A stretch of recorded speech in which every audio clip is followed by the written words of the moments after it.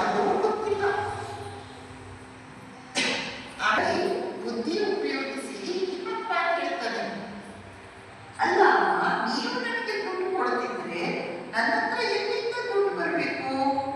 ಆದ್ರಿಂದ ನೀವು 10 ರೂಪಾಯಿ ಕೊಟ್ಟಿದ್ದೀರಾ. ಆ 10 ರೂಪಾಯಿಯಲ್ಲಿ 2.5 ರೂಪಾಯಿದು ಸೀರೆ ಬೆಲೆ, ಉಳಿದ 7.5 ರೂಪಾಯಿಯನ್ನು ಈಗ ನಾನು ನಿಮಗೆ ತಂದು ಕೊಡ್ತಾ ಇದ್ದೀನಿ ಅಂತ ಬ್ರಹ್ಮಚಾರಿ ಹೇಳ್ತಾನೆ. ಶ್ರೀಮಾಜಿಯವರು ಆ ಹಣವನ್ನು ಪೆಟ್ಟಿಗೆಯಲ್ಲಿ ಹಾಕು ಅಂತ ಹೇಳ್ತಾರಂತೆ. ಹೀಗೆ ಶ್ರೀಮಾಜಿಯವರಿಗೆ ಹಣದ ಬಗ್ಗೆ ಗೌರವ ಇತ್ತು, ಅದರ ಸ್ವಲ್ಪನೂ ವ್ಯಾಮೋಹ ಇರಲಿಲ್ಲ. ಬಹಳ ಹಿಂದೆ ಶ್ರೀರಾಮಕೃಷ್ಣರು ದಕ್ಷಿಣೇಶ್ವರದಲ್ಲಿ ಇರುವಾಗ ಶ್ರೀಮಾತೆಯವರಿಗೆ ಅಂತ ಅವರು 200 ರೂಪಾಯಿಯನ್ನು ಕೊಟ್ಟಿರ್ತಾರಂತೆ. ಮುಂದೆ ನಿಮಗೆ ಬೇಕಾಗುತ್ತೆ ಇಟ್ಕೋ ಅಂತ ರಾಮಕೃಷ್ಣರು ಶ್ರೀಮಾತೆಯವರಿಗೆ 200 ರೂಪಾಯಿ ಕೊಟ್ಟಿರ್ತಾರಂತೆ.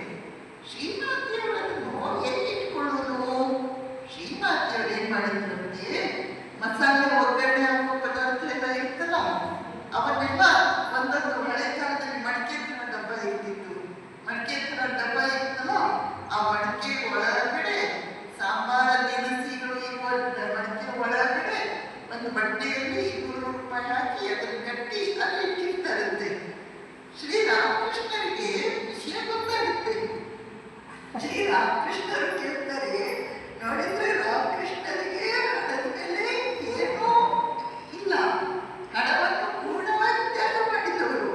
ಆದರೂ ಅವರು ಶ್ರೀಮಾತೆಯವರಿಗೆ ಹೇಳ್ತಾರೆ, ನೋಡು ಹಣವನ್ನು ಯಾರಾದರೂ ಆ ರೀತಿ ಇರ್ತಾರ, ಜೋಪಾನ ಹಾಗಿರ್ಬಾರ್ದು, ಸ್ವಲ್ಪ ಜೋಪಾನವಾಗಿ ಹಣವನ್ನು ಇಟ್ಕೋ ಅಂತ ರಾಮಕೃಷ್ಣರು ಶ್ರೀಮಾತೆಯವರು